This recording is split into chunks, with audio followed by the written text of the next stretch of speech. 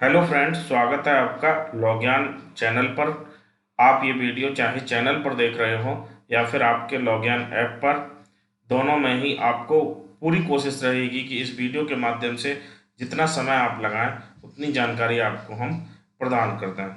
आज का जो वीडियो है वो उत्तर प्रदेश न्यायिक सेवा परीक्षा का जो बहुत महत्वपूर्ण टॉपिक है, ना केवल सिविल जज जूनियर डिवीजन का बल्कि एचजेएस का भी, उत्तर प्रदेश राजस्व संहिता 2006, जिसे यूपी रेवेन्यू कोड 2006 कहते हैं। तो ये नया ऐड हुआ है यूपी जुडिशरी में, जो सिविल जज का एग्जाम होता है। तो इस टॉपिक को हम लोग आज स्टार्ट करेंगे और इन क्लासेस के माध्यम से आपको ऐप पर पूरा ये एक्ट पढ़ने को मिलेगा। ये ऐप में आपको पूरी पीडीएफ मिल चुकी हैं इस सब्जेक्ट की, और धीमे धीमे ये क्लासेस भी आपको पूरी मिल जाएंगी आपके एग्जाम होने से पहले, मेंस एग्जाम से पहले। आज की क्लासेस में हम क्या देखेंगे कि उत्तर प्रदेश राजस्व संहिता कब बनी, कब इसमें संशोधन हुआ, क्या इसका उद्देश्य था, और जो मुख्य मुख्य परिभाषाएं हैं उनको समझने का प्रयास करेंगे। तो उत्तर प्रदेश राजस्व संहिता 2006, आप नाम से ही जानते हैं कि ये 2006 में बनी हुई है, लेकिन ये बात इतनी भी सीधी नहीं है। 2006 में ये बन तो गई थी, लेकिन इसको पारित किया गया है, इसको जो 2012 में इसको लागू किया गया है, और उसके बाद इसमें दो संशोधन हुए। एक उत्तर प्रदेश राजस्व संहिता संशोधन अधिनियम 2016, राजस्व संहिता संशोधन अधिनियम 2019। आपको जो ये नोट्स मिले हुए हैं, इसमें इन दोनों संशोधनों में जो भी मेन संशोधन हुए हैं वो मैंने इंक्लूड कर दिए हैं। आपके नोट्स इन संशोधनों के साथ पूरी तरीके से अपडेटेड हैं। जो लोग लॉग्यान चैनल पर इस वीडियो को देख रहे हैं, वो अगर लॉग्यान ऐप को प्ले स्टोर से लॉगिन करेंगे, जाकर प्ले स्टोर से डाउनलोड करके, तो उनको वो नोट्स पूरी तरीके से मिल सकते हैं। वो आप एक बार देख लीजिएगा अगर ज़रूरत समझें तो। बाकी आपको मैं यहाँ पर क्लास के माध्यम से बताऊंगा। तो सबसे पहले हम लोग देख लेते हैं कि उत्तर प्रदेश भू राजस्व संहिता, आपसे पूछा जा सकता है कि इसका क्या उद्देश्य है। हालांकि ये बहुत छोटा क्वेश्चन होगा, लेकिन फिर भी एक बार आपको देखना जरूरी बनता है कि भू खातेदारी तथा भू राजस्व से संबंधित विधियों के समेकन व संशोधन के लिए, आप जानते हैं कि इससे पहले उत्तर प्रदेश जमींदारी उन्मूलन अधिनियम लागू था उत्तर प्रदेश में। फिर भू राजस्व संहिता बनाएगी। भू राजस्व संहिता का उद्देश्य क्या है, तो इसके मूल रूप से दो उद्देश्य हैं। भू खातेदारी मतलब भू जो है अपने यहाँ जो भूमि पाई जाती है उसके जो विभिन्न तरीके के खातेदार हैं, उनके संबंधित जो विधियां हैं उनका समेकन और संशोधन करना। समेकन का क्या अभिप्राय होता है? समेकन का अभिप्राय होता है किसी चीज को कंसोलिडेट करना। आप चकबंदी अधिनियम पढ़ते हैं तो समेकन का मतलब बहुत अच्छे से जानते होंगे। जो समेकन है, जितनी भी खातेदारी की विधियां हैं वो इसके माध्यम से गवर्न होंगी, और जहां कहीं भी प्रावधान दिए गए हैं वो सभी प्रावधान पर ये जो विधि है वो ओवरलैप करेगी। ठीक है, ओवरलैप करने का मतलब है कि ये अविभावी होगी, ये लागू होगी। और भू राजस्व से संबंधित विधियां हैं। आपको मैं एक बिल्कुल कॉमन चीज बता देता हूँ कि जो उत्तर प्रदेश जमींदारी उन्मूलन अधिनियम हम लोग पढ़ रहे थे, वो जो है उसमें जो भी प्रावधान दिए गए हैं उनमें से बहुत से प्रावधान आपको भू राजस्व संहिता में मिलेंगे। ठीक है, लैंड रेवेन्यू कोड में मिलेंगे। और अच्छी बात यह है कि जो उधर प्रावधान दिए गए हैं उनको यहाँ बहुत व्यवस्थित तरीके से और बिना कंफ्यूजन के रखा गया है। तो ये पढ़ने में कहीं ना कहीं, अगर आपने पहले से जमींदारी उन्मूलन अधिनियम पढ़ा है तो भी, और नहीं पढ़ा है तो भी, आपके लिए फायदेमंद होगी, और ये ज़्यादा व्यवस्थित है। ठीक है, इसका विस्तार किस पर है? इसका विस्तार आप जानते हैं कि उत्तर प्रदेश स्पेशल की विधि है, तो इसका विस्तार जो है वो संपूर्ण उत्तर प्रदेश में होगा, और ये प्रावधान धारा 1 में किया गया है।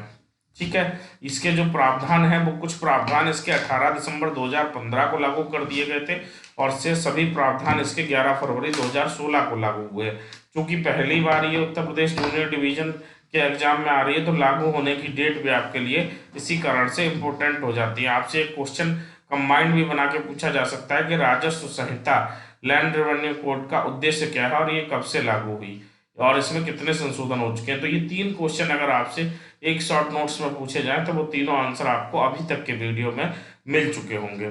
ठीक है, अगर इसके अध्याय की बात करें तो अध्याय 8 और अध्याय 9 सॉरी अध्याय 7 और अध्याय 9, इन 2 अध्यायों को छोड़कर बाकी जो संहिता है वो संपूर्ण क्षेत्र पर लागू होती है। इन अध्यायों के बारे में क्या स्पेशल प्रोविजन है हम आगे आने पर देखेंगे। ठीक है, परिभाषा खंड कौन सी धारा है? परिभाषा खंड धारा 4 है, और इनमें से जो परिभाषा है वो आपसे शॉर्ट नोट्स में पूछी जा सकती है, इसलिए एक बार आइए नजर डाल लेते हैं। परिभाषाएं, धारा 4 में परिभाषा खंड दिया गया है। धारा 4 एक आबादी या ग्रामीण आबादी, आबादी या ग्रामीण आबादी की परिभाषा किसमें दी गई है? धारा 4 1 में। इसका तात्पर्य किसी ग्राम के ऐसे क्षेत्र से जिसका उपयोग उसके निवासियों के आवास के प्रयोजन के लिए या उनके सहायक प्रयोजन के लिए। देखिए भूमि जो है उसके उसका जो उपयोग है वो 2 प्रयोजन से हो। एक तो निवासियों के आवास के प्रयोजन से, इसमें कुछ समझने की बात नहीं है, रहने के प्रयोजन से जो भूमि प्रयोग की जा रही है वो कौन सी भूमि है? वो आबादी या ग्रामीण आबादी कहलाएगी। ठीक है, और दूसरा सहायक प्रयोजन। अब यहाँ पर बात समझने की है कि सहायक प्रयोजन क्या होता है। तो सहायक प्रयोजन होता है अगर किसी भूमि पर वृक्ष लगाए हुए हैं, जैसे घर के आंगन में वृक्ष लगा लेते हैं, घर के सामने वृक्ष लगा लेते हैं, है ना, हरे वृक्षों को उगा लेते हैं ताकि छाया में बैठ सके। हालांकि अब तो वृक्षों को उगाना और वृक्षों को बड़ा कर कर उनकी छांव में बैठना ये परंपराएं खत्म हो गई हैं, लेकिन तो भी कानून में पढ़ना पड़ेगा क्योंकि ये चीजें अभी भी जीवित हैं। तो सहायक प्रयोजन में क्या क्या आएगा? सहन व हरे वृक्षों को उगाना, कुएं वाला स्थान कोई है या कोई ऐसा चबूतरा है जिस पर सभी लोग चौपाल लगाते, जो भी सहायक, आदि जो लिखा है ना, आदि के अंतर्गत बहुत सी ऐसी चीजें आती हैं जो आवास के अतिरिक्त, एक तरीके से आप देखिए इस परिभाषा को अगर समझना चाहें तो आवास के अतिरिक्त जो भी सहायक कार्य होते हैं, जैसे कहीं पे बैठक करना हुआ या किसी पेड़ के नीचे खाट डाल के बैठना हुआ, आप गांव के अगर होंगे तो इस चीज को ज्यादा बेहतर तरीके से समझेंगे कि उसको आबादी या ग्रामीण आबादी कहते हैं। जैसे उपले जो होते हैं, उपले जानते हैं ना, उपले पाथने के लिए जगह पर आपने क्या किया कि जो उपले होते हैं उनको एक जगह पर लगा दिया, तो वो भूमि जिस पर उपले लगाए गए वो आबादी या ग्रामीण आबादी के अंतर्गत आएगी, क्योंकि वह आदि शब्द जो है यहाँ पर सहन व हरे वृक्षों के अलावा आदि शब्द जो है इससे वो कवर होती है। ठीक है, तो ये हो गया आपका धारा 4 एक आबादी या ग्रामीण आबादी। इस संहिता के, अच्छा परिभाषा अगर आपको लिखनी है तो आप इसको बहुत अच्छे से इस तरीके से लिख सकते हैं कि इसका तात्पर्य है इस संहिता के प्रारंभ होने के दिन से किसी ग्राम के ऐसे क्षेत्र से जिसका उपयोग उसके निवासियों के आवास के प्रयोजन के लिए या उसके सहायक प्रयोजन के लिए किया जा रहा हो या तत्पश्चात ऐसे प्रयोजन के लिए आरक्षित किया हो या आरक्षित किया जाए, है ना, ऐसी भूमि जो ऐसे प्रयोजन के लिए रिजर्व की गई है, किसके द्वारा रिजर्व की जाएगी? या तो राज्य सरकार के द्वारा रिजर्व की जा सकती है, ग्राम पंचायत के द्वारा भी रिजर्व की जा सकती है, कोई पर्सन अपनी कोई ऐसी, जैसे मान लीजिए किसी ने घर बना लिया और बगल में एक खाली जमीन छोड़ रखी है और उसने सोचा है कि आगे चल के इस पर हम पेड़ लगाएंगे, आगे चल के इस पर हम मकान बनाएंगे, तो ऐसी खाली पड़ी भूमि भी किसमें आएगी? आबादी या ग्रामीण आबादी में, क्योंकि उसको आरक्षित कर रखा काय के लिए? मकान बनाने के लिए, और मकान बनाना आवास का प्रयोजन हो गया। ठीक है, थोड़ा सा ज्यादा मैं इसलिए समझा रहा हूँ कि आपके दिमाग में ये परिभाषा बैठ जाए और आए तो आप वहां पर एक्सप्लेन कर पाए, क्योंकि 5 नंबर में भी अगर क्वेश्चन आता है तो केवल इतना ही लिखना पर्याप्त नहीं होगा, आपको थोड़ा सा एक्सप्लेन करना पड़ेगा, थोड़ा सा एग्जाम्पल देना पड़ेगा। अगला है धारा 4(2) कृषि।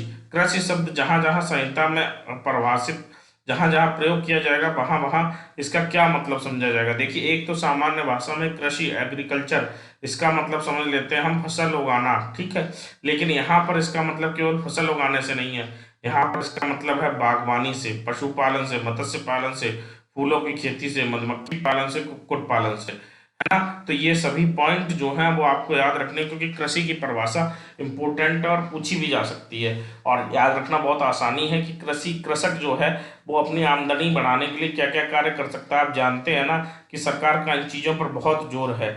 बागवानी मतलब बाग लगा सकता है, एक तरीके से फल आदि उगा सकता है। पशुपालन, इसको समझाने की जरूरत नहीं है। मत्स्य पालन, फूलों की खेती कर सकता है। मधुमक्खी पालन और कुक्कुट पालन।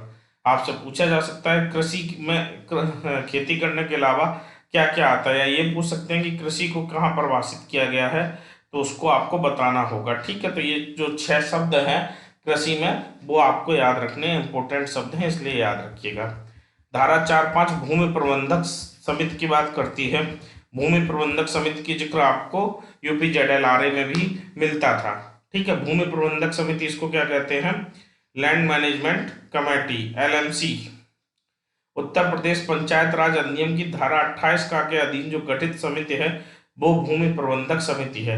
उत्तर प्रदेश पंचायत राज अधिनियम आपके सिलेबस में है और धारा 28 का में आप वहां पर पढ़ते हैं कि भूमि प्रबंधक समिति में क्या क्या होता है। हालांकि इसकी परिभाषा आपसे यहाँ पूछा जाना बहुत मुश्किल है, क्योंकि इतनी ही परिभाषा नहीं पूछी जाएगी, वही शब्द पूछे जाएंगे जो बहुत अच्छे से एक्सप्लेन हुए हैं। लेकिन आप फिर भी याद रखिएगा कि भूमि प्रबंधक समिति से क्या तात्पर्य है। तो उत्तर प्रदेश पंचायत राज अधिनियम की धारा 28 का के अधीन गठित भूमि प्रबंधक समिति। अब मान लीजिए अब ये क्वेश्चन लिखने के लिए आ भी गया मेंस में कि भूमि प्रबंधक समिति को परिभाषित कीजिए, तो आप किस प्रकार से लिखेंगे? आप पंचायत राज अधिनियम में धारा 28 का में जहां पर ये पूरा दिया हुआ है उसको भी लिखेंगे इस परिभाषा को लिखने के बाद। अगर आपसे उत्तर प्रदेश रेवेन्यू कोड के तहत पूछा जाता है ये परिभाषा, और मान लीजिए डायरेक्ट पूछा जाता है कि भूमि प्रबंधक समिति है ना, तो फिर आप उत्तर प्रदेश पंचायती राज अधिनियम की धारा 28 का को डायरेक्ट भी लिख सकते हैं। ये सब चीजें आपको ध्यान में रखनी होंगी। धारा 4(6) परिषद को परिभाषित करती है, और परिषद का तात्पर्य है राजस्व परिषद से, रेवेन्यू काउंसिल से, है ना। इसका तात्पर्य धारा 7 के अधीन गठित या गठित समझी जाने वाली राजस्व परिषद से है। धारा 7 में राजस्व परिषद क्या है, राजस्व परिषद के अंतर्गत कौन कौन आता है, ये अलग चैप्टर है और उसमें आप पूरी तरीके से पढ़ेंगे। अगर आप लॉग्यान यूट्यूब चैनल पर इस वीडियो को देख रहे हैं तो हम आपको बता दें कि डिस्क्रिप्शन में बॉक्स में दिए गए लिंक पर जाकर आप लॉग्यान ऐप या लॉग्यान वेबसाइट पर जाकर ये जो PDF है उसको आप परचेज कर सकते हैं, और वहाँ पर आपको पूरा ये जो कोर्स है वो वीडियो फॉर्मेट में भी बहुत जल्दी ही उपलब्ध हो जाएगा। तो वहाँ पर जाकर आप इसको परचेज कर सकते हैं अगर आपको इसको हैंड रिटन नोट्स में पढ़ना है या फिर हमारे माध्यम से वीडियो के माध्यम से समझना है। अगली परिभाषा पे चलते हैं। अगली परिभाषा फिर सांकेतिक परिभाषा है। सांकेतिक का मतलब जहाँ पर ये रेफर कर देते हैं, इस तरीके से इसको कह सकते हैं कि ये रेफरल डेफिनेशन है। धारा 4(8) कलेक्टर, इसका तात्पर्य धारा 12 की उपधारा 1 के अधीन राज्य सरकार द्वारा इस रूप में नियुक्त किसी अधिकारी से। देखिए वैसे अगर कह दिया जाए कलेक्टर तो आप कहेंगे DM होता है, लेकिन कलेक्टर का मेन मतलब क्या है? जो कलेक्टर का मेन वर्क था या कलेक्टर का पद जिस कारण से सृजित हुआ था वो कार्य आपको इसी अधिनियम में देखने को मिलता है। कलेक्टर मतलब फॉर कलेक्शन इसका यूज किया गया था, इसका प्रयोग किया गया था इस शब्द का, और ये जो भू राजस्व होता था उसको कलेक्ट करते थे, लैंड रेवेन्यू को कलेक्ट करने के लिए, तो इनको कलेक्टर कहते थे। यहाँ पर धारा 4(8) में कलेक्टर को परिभाषित किया गया है। इसका तात्पर्य है धारा 12 की उपधारा 1 के अधीन राज्य सरकार द्वारा इस रूप में नियुक्त किसी अधिकारी से है। इसके अंतर्गत धारा 12 की उपधारा 2 में राज्य सरकार द्वारा नियुक्त अपर कलेक्टर, कलेक्टर के सभी या कुछ कृत्य के निष्पादन के लिए राज्य सरकार द्वारा अधिसूचित द्वारा सशक्त प्रथम श्रेणी के सहायक कलेक्टर से है ना। तो आप कलेक्टर में कौन कौन आ गया इसको हम इस डायग्राम के माध्यम से समझ लेंगे। राज्य सरकार द्वारा नियुक्त कलेक्टर, अपर कलेक्टर धारा 12 में जो नियुक्त होता है, और प्रथम श्रेणी का सहायक कलेक्टर, ये किस में आ जाएंगे? कलेक्टर में। मान लीजिए आपके लिए कलेक्टर की परिभाषा लिखने की आ गई और आपने ये डायग्राम बना दिया, तो आप समझिए आपका आंसर इस डायग्राम से भी काफी हद तक हो गया है। हालांकि आप परिभाषा जो मैंने ऊपर पढ़ाई वो लिख देंगे तो अलग है, लेकिन अगर ये डायग्राम आपने बना दिया तो आपके अच्छे नंबर आना 100% तय है। ठीक है, तो कलेक्टर आपने पढ़ लिया कि कलेक्टर क्या होता है।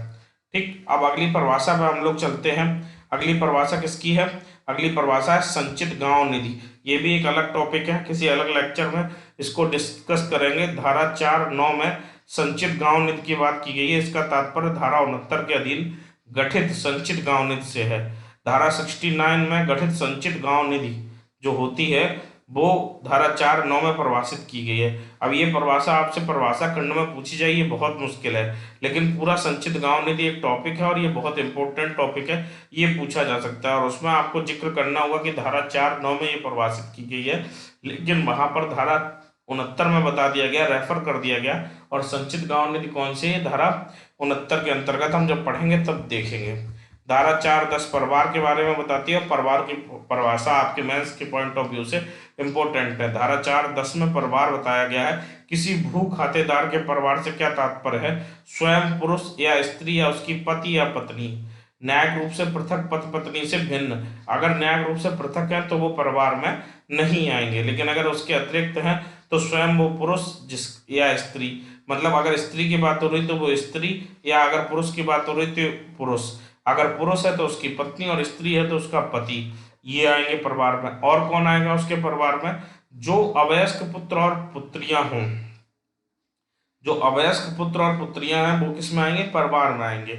चाहे अगर वो विवाहित हैं तो फिर वो परिवार में नहीं माने जाएंगे, लेकिन अगर विवाहित नहीं है, हालांकि अगर विवाहित हैं तो एक तरीके से ये कानून का उल्लंघन हो गया, लेकिन अब हमको उस दिशा में नहीं जाना है। डायरेक्ट आप समझिए कि अगर अवयस्क पुत्र व पुत्रियां हैं और विवाहित नहीं हैं तो वो किस में आएंगे? परिवार में आएंगे। अवयस्क के माता पिता अगर अवयस्क अंतरिति है, अगर प्रश्न भूमि के अंतरण का है, अवयस्क के जो माता पिता हैं तो वो भी अवयस्क अंतरिति है, तो उसके जो माता पिता हैं वो भी परिवार में आएंगे। तो ये 3 पॉइंट आप याद रखेंगे। परिवार से क्या तात्पर्य है, क्योंकि परिवार की परिभाषा मैं फिर से आपको बता दूं, आपके मेंस पॉइंट ऑफ व्यू से बहुत इंपॉर्टेंट है। किसी भू खातेदार के परिवार से तात्पर्य है स्वयं पुरुष या स्त्री या उसकी पत्नी या पति जो न्यायिक रूप से पति पत्नी से भिन्न हो, मतलब न्यायिक रूप से अगर पृथक पत्नी या ये क्वेश्चन आपसे अलग से भी पूछा जा सकता है, ऐसे भी पूछा जा सकता है, परिवार को उत्तर प्रदेश भू राजस्व संहिता में किस प्रकार परिभाषित किया गया है, क्या न्यायिक रूप से पृथक पति पत्नी परिवार के अंतर्गत आते हैं? तो आप डायरेक्ट स्पष्ट रूप से लिखेंगे कि न्यायिक रूप से पृथक पति पत्नी परिवार के अंतर्गत नहीं आते हैं। अवयस्क पुत्र व पुत्रियां जो विवाहित नहीं है वो परिवार के अंतर्गत आते हैं। अवयस्क के माता पिता, अगर अवयस्क अंतरितीय मतलब जो प्रॉपर्टी है वो किसके नाम है? वो अवयस्क के नाम है, तो उसके जो माता पिता हैं वो भी परिवार के अंतर्गत आएंगे। ठीक है, ये हो गया आपका परिवार भू राजस्व संहिता में। अगली परिभाषा है बाग भूमि की, धारा 4(11) में। बाग भूमि, इसका तात्पर्य क्या है? किसी जोत में भूमि के विनिर्दिष्ट भाग से है जिसमें इस प्रकार वृक्ष लगे हों। किस प्रकार लगे हों वृक्ष? वे किसी भूमि या उसके समुचित भाग को किसी अन्य प्रयोजन के उपयोग में जाने से रोकते हों। मतलब बाग भूमि किसे कहेंगे? ऐसा नहीं कि पूरा एक बहुत बड़ा खेत है उसमें 2 पेड़ लगे हैं और कह दो कि ये बाग भूमि है, बाकी खेत में हो रही हो खेती, नहीं। ऐसी भूमि होनी चाहिए, इस प्रकार उसमें वृक्ष लगे होने चाहिए। अगर आप कभी गांव में गए हो, हालांकि अब तो बाग खत्म हो गए हैं, लेकिन अगर आप बाग देख लेंगे तो इस परिभाषा को आपको समझने में बहुत आसानी हो जाएगी। आप ये समझ लीजिए कि बाग जो होता है उसमें इतने घने पेड़ होते हैं कि उसकी छाया में आप तपती धूप में भी बैठ सकते हैं, और अन्य कोई खेती उसमें नहीं हो पाती है, क्योंकि बाग की जो छाया होती है, बाग में जो पेड़ों की छाया होती है वो जमीन पर धूप नहीं आने देती, इसलिए खेती करना तो वहां संभव नहीं होता है। तो वो अन्य किसी, यही बात लिखी हुई है इस पॉइंट में कि अन्य प्रयोजन के लिए उपयोग में जाने से रोकते हो या पूर्ण रूप से विकसित होने पर रोकेंगे। मान लीजिए किसी ने बाग लगाना प्रारंभ ही किया है, मान लीजिए 1 बीघा में उसने पेड़ लगाए, अभी पहले तक खेती होती थी या ऊसर था, है ना, अब उसमें पेड़ लगाए हैं और आगे चल के वो पेड़ इस तरीके से विकसित हो जाने की आशा है कि वो अन्य किसी प्रयोजन से रोकें, तो उसको क्या कहेंगे? हम उसको बाग की परिभाषा में रखेंगे, है ना। और ऐसी जो वृक्ष हैं उसमें पपीता और केला सम्मिलित नहीं है, ये एक्सेप्शन दे दिया। मतलब पपीता के पेड़ कॉमर्शियल रूप से लगाए जाते हैं और केला के, आपने देखा होगा लोग अपने घर के बाहर जो, अगर मान लीजिए कच्चा आंगन है, गांव में आप जाएंगे तो देखेंगे कभी कभी दीवार के किनारे पपीते के पेड़ की पूरी लाइन लगा देते हैं, है ना, या साउथ इंडिया में केले के पेड़ की पूरी लाइन लगा देते हैं। तो उसको आप क्या करेंगे? वो नहीं माना जाएगा कि वो बाग है। बाग में पपीता और केला के पेड़ वाला बाग संभव नहीं है, सम्मिलित नहीं है। तो बाग क्या है? बाग एक ऐसी स्थान है जहां पर वृक्ष लगे हैं और वृक्ष उस भूमि का किसी अन्य तरीके से प्रयोग करने पर वर्जित करते हैं, तो उसको क्या कहेंगे? बाग भूमि। धारा 4(11) में बताया गया है। सेक्शन जरूर याद रखिएगा, बाकी तो कोशिश ये है कि आपको इस तरीके से समझा दिया जाए कि आपके दिमाग से ये परिभाषाएं निकले ना। अगली परिभाषा भूमि की है, धारा 4(14) में ये परिभाषा दी गई है। 414 में ऐसी भूमि से जो कृषि के संबद्ध प्रयोजनों के लिए धारित या आच्छादित हो। किसके लिए आच्छादित हो? कृषि से, कृषि या उससे संबंधित प्रयोजनों के लिए, वो इस संहिता की भूमि में आएगी। लेकिन अगर भूमि ऐसी है जो कृषि या उससे संबंधित प्रयोजनों के लिए प्रयोग नहीं हो रही है, संबंधित प्रयोजनों में वो सभी चीजें आएंगी जो कृषि में आपको बताई नहीं थी, है ना। अगर संबंधित प्रयोजनों के लिए नहीं प्रयोग हो रही है तो फिर वो कृषि भूमि नहीं है। हालांकि इसके कुछ एक्सेप्शन दे दिए हैं। एक्सेप्शन है अध्याय 8 और अध्याय 7। अध्याय 7 व अध्याय 8 के में जो एक्सेप्शन दिए हैं, और धारा 80, 81, 136। अब जब हम लोग ये चीज पढ़ेंगे अध्याय 7, 8 और 80, 81, 136, तो इस परिभाषा को ज्यादा अच्छे से समझ पाएंगे। ठीक है, अगली परिभाषा जो है वो राजस्व न्यायालय की है, रेवेन्यू कोड की है। धारा 416 में राजस्व न्यायालय को परिभाषित किया गया है।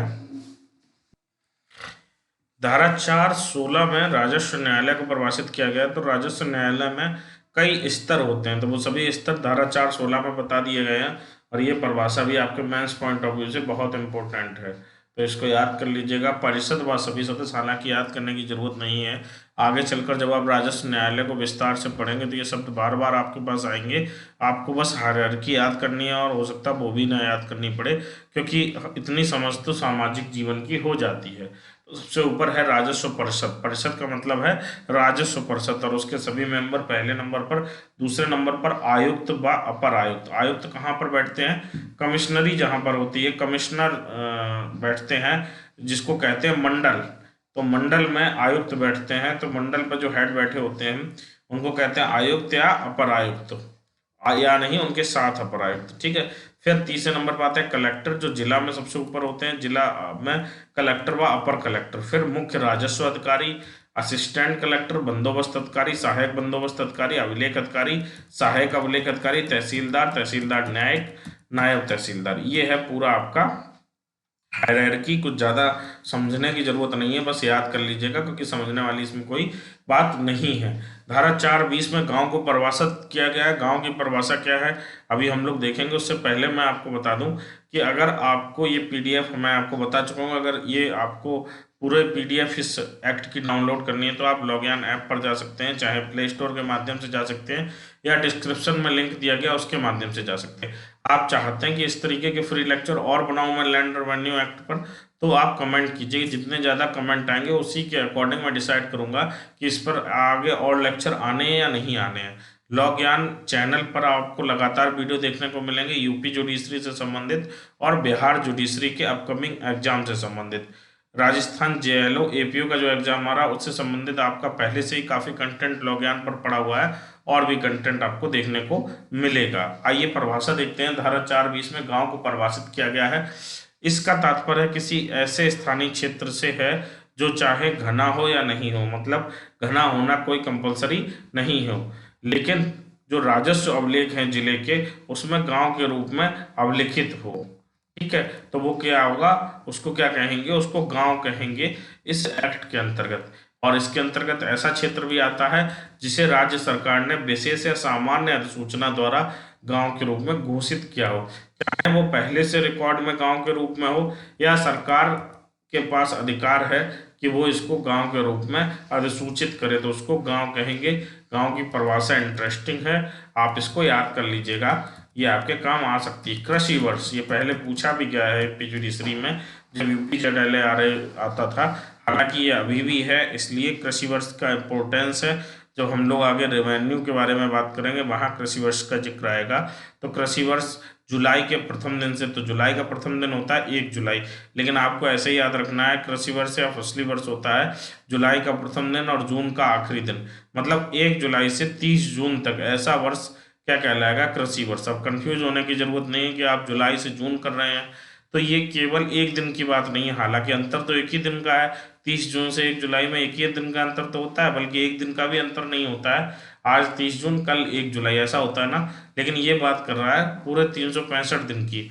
मतलब अगर पूछा जाए कि 2023 में कृषि वर्ष क्या है, तो आप बताएंगे कि 1 जुलाई 2023 से 30 जून 2024 तक एक कृषि वर्ष है जो 2023 का है। 2022 का कृषि वर्ष का है, तो 1 जुलाई 2022 से शुरू होकर 30 जून 2023 तक, ये कितने दिन हो गए, 365 दिन हो गए ना, तो ये कृषि वर्ष है, फसली वर्ष है। धारा 423 में ये बताया गया है। धारा 424 में मध्यवर्ती बताया गया है। किसी संपदा के संदर्भ में मध्यवर्ती का तात्पर्य उस संपदा या उसके किसी भाग से है जिसका वह स्वामी है या अवर स्वत्वधारी है, उपस्वत्वधारी है, ठेकेदार है, अवध के स्थायी पट्टेदार हैं, या स्थायी भू धृति धारक हैं, है ना। तो इसको आपको याद करना है। ये जितने पॉइंट दिए गए हैं, मध्यवर्ती जहां जहां शब्द प्रयोग हुआ एक्ट में उसका तात्पर्य क्या है, उस संपदा उसके किसी भाग से, मतलब या तो पूरी प्रॉपर्टी से या उसके किसी पार्ट में, जो स्वामी है, अवर स्वत्वधारी है, उपस्वत्वधारी है, ठेकेदार है, या अवध का स्थायी पट्टेदार है, स्थायी भूत धृति धारक है, तो वो क्या है, वो मध्यवर्ती कहलाएगा। ठीक है, अगली परिभाषा मिन जुमला संख्या, धारा 429 में ये परिभाषा देखिए। देखिए मैं आपको सभी परिभाषाएं नहीं पढ़ा रहा हूँ, आपको वही परिभाषाएं पढ़ाने की कोशिश कर रहा हूँ जो एग्जाम में आए, है ना। एक बार आप एक्ट से नज़र मार लेंगे, लेकिन फिर भी ये परिभाषाएं जितनी मैंने आपको पढ़ा दी ये पर्याप्त हो जाएंगी। सैद्धांतिक रूप से विभाजित या भौतिक रूप से अविभाजित क्षेत्र का जुज भाग को इंगित करने वाली सजरा संख्या जो है उसे मिन जुमला संख्या कहते हैं। हम इसको, इसमें देखिए उर्दू के शब्द प्रयोग हुए हैं, इसको हम और अच्छे से समझा नहीं सकते, बस ये आपको बता सकते हैं कि इसको याद कर लीजिएगा, इसकी जरूरत आपको पड़ सकती है एग्जाम में। मिन जुमला संख्या सैद्धांतिक रूप से विभाजित या भौतिक रूप से अविभाजित है ना। कैसा, खेत का जुज भाग जो है वो या तो सैद्धांतिक रूप से विभाजित है या भौतिक रूप से अविभाजित है, इसको इंगित करने वाली सजरा संख्या है मिन जुमला संख्या। ठीक है, तो ये हो गई आपकी लैंड रेवेन्यू जो कोड है उसकी सभी परिभाषाएं आपको हमने पढ़ा दी हैं। उम्मीद है कि आपको समझ में आई होंगी, इससे आपको एक क्वेश्चन जरूर एग्जाम में देखने को मिल सकता है। इसको अच्छे से तैयार कर लीजिएगा, और अगर आप चाहते हैं कि मैं इस पर और क्लासेस आपको बनाऊं तो आप कमेंट बॉक्स में लिखिएगा और वीडियो को लाइक कीजिएगा। फिर मिलेंगे अगली क्लास में, धन्यवाद।